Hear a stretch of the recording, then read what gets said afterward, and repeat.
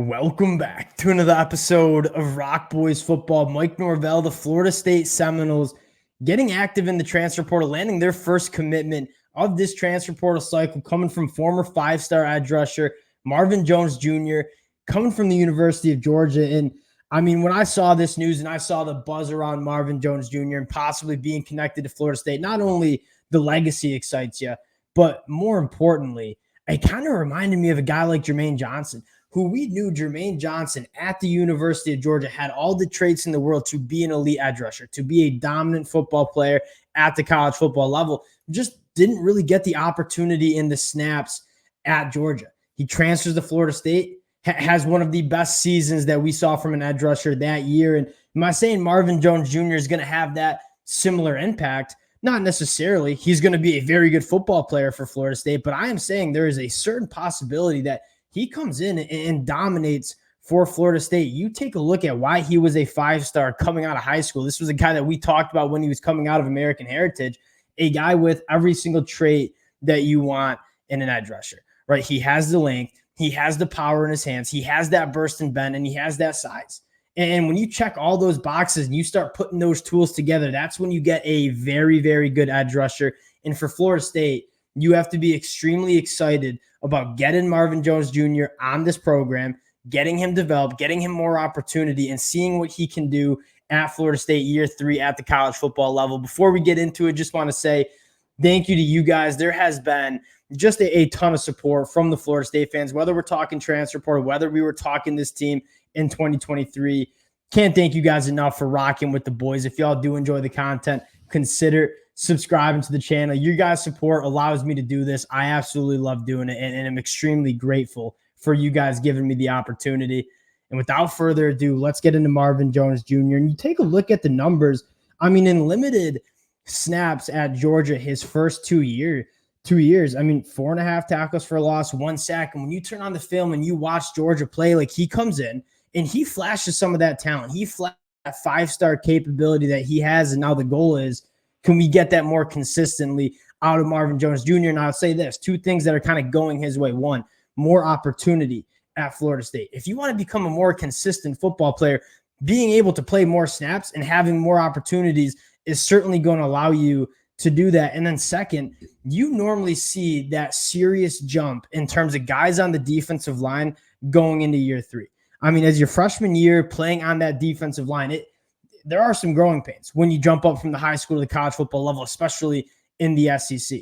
And you certainly saw that from Marvin Jones Jr. You saw a meaningful improvement year 2 in Athens. And then year 3, you're getting the fully developed Marvin Jones Jr., at least closer to being fully developed. And that's probably what excites Florida State fans the most, is you're getting a guy that is still a very good football player, right? For a reason, for the traits that we just talked about. Now he's going into year 3. The year where you really expect those players on that defensive line to put it all together. And you take a look at some of the biggest transfer portal needs that Florida State had heading into this offseason. I mean, that edge rusher position, especially with not really knowing what's going on with some of the other guys on that roster, suddenly became a massive priority. I mean, you were losing your best player on defense in Jared Verse. Not a better way to replace a guy like Jared Verse than Marvin Jones Jr., who plays a very similar game. Like, and we always talk about what made Jared Verse so special. Yes, he was an elite pass rusher that could disrupt pockets, go speed to power, go right through tackles. But what Jared Verse really brought the highest value, I always thought, and something nobody really talked about, was how good he was against the run and standing up double teams and keeping contained, keeping his outside shoulder free, and playing the run as well as he did. Marvin Jones Jr. at 6'5", 255, 60 pounds is a guy that can play that and give that similar value to Jared Verse. So not only are you getting a high upside pass rusher, but getting a guy that can play against the run at an extremely high level too. And again, I just keep thinking back to that Jermaine Johnson comp. In terms of Jermaine Johnson, very similar conversation, right? Really, really good football player, had all the tool sets. You saw the flashes at Georgia, just didn't get enough opportunity.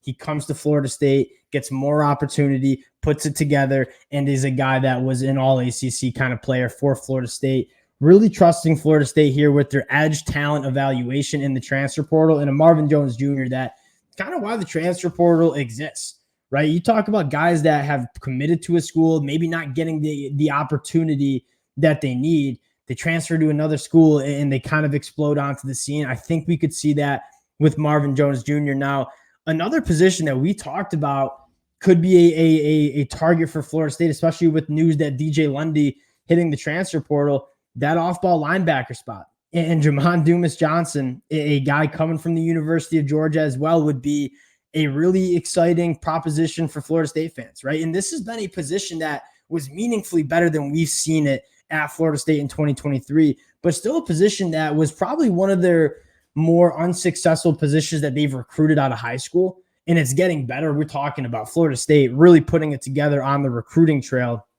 But a guy like Jamon Dumas Johnson, I mean, heading into the season, first team All-American preseason honors, a guy that probably, if he wanted to go to the NFL this year, probably would get selected in day 3. And he's saying, looking at Florida State and looking at all the success that those guys had in the transfer portal last year, you talk about a guy like Keon Coleman boosting his draft stock up, Braden Fisk boosting his draft stock up, and multiple other guys that I'm probably forgetting.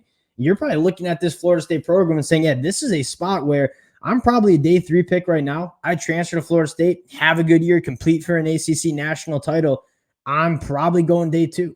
And Jamon Dumas Johnson, a veteran linebacker that's had over 130 tackles during his career, 17 TFLs, 9.5 sacks, would be a massive addition to this Florida State defense that I think they'll be pretty aggressive in the transfer portal, especially getting guys in the front 7. Now, the last conversation that we need to have is the quarterback position in the transfer portal. And I think I've seen a lot of Florida State fans maybe getting a little frustrated with Mike Norvell and the staff in terms of not being as aggressive in the transfer portal as they would have liked. And what I would say to that is this is a Florida State team that they know the blueprint. The blueprint is to recruit out of high school and supplement your roster with guys in the transfer portal. Something I kind of always talk about regardless of what team I'm talking about. Other teams don't really have as much of the luxury because they don't recruit at the high school level as good as Florida State is. And you look at the class they have coming in 2024 and some of the young guys that played really well in 2023. Florida State and Mike Norvell, I think, are sitting pretty comfortable with their roster. And they're just looking to add some top-end guys. They're not looking to completely flip this roster. I mean, one of the most important aspects of this Florida State team is the culture, right, that Mike Norvell has cultivated. And the best way to do that is recruit out of the high school level, get these guys in and developed. And it's not overturning your roster every offseason in the transfer portal. So I think you're seeing maybe a little bit of a less aggressive approach from Mike Norvell because they don't need to add that many bodies in the transfer portal because this roster with the young talent that they have and have coming in is already pretty set. Now, the last guy I want to talk about, right? Cam Ward, DJU, sounds like Florida State gunning after those. And we kind of talked about in the comment section. I think we all prefer Cam Ward over DJU. And we like DJU, but Cam Ward probably raises the ceiling of this football team. And a little bit of a contingency plan that I was thinking about last night when I saw the official news. I mean, say Cam Ward, if he goes to Miami and DJU goes somewhere else, another guy that I think would really fit into this Florida State offense, especially with what they're looking for, which is a stopgap quarterback. So Luke Kromenhoek can get, or whoever, Brock Glenn, Luke Kromenhoek, whoever is going to be the future of that quarterback room, it can maybe take a year off and develop, is a guy like KJ Jefferson. 1 year of eligibility left, has been extremely productive at the SEC level, can obviously move the football with his feet, is an underrated pocket passer. And that Arkansas team just kind of broke down in the 2023 season. KJ Jefferson is still one of the better college football quarterbacks that you see in the country. And I'm saying if it falls through with Cam Ward and it falls through with DJU and you have KJ Jefferson sitting there looking for a spot where he can go compete for a conference title in a college football playoff spot, this would make a lot of sense, right? 1 year of eligibility left. You get Luke Kromenhoek, Brock Glenn kind of learning from a guy like KJ Jefferson. And then one of those guys is ready to rock in 2025. So Cam Ward, I think the option number one. I think a lot of Florida State fans feel that way.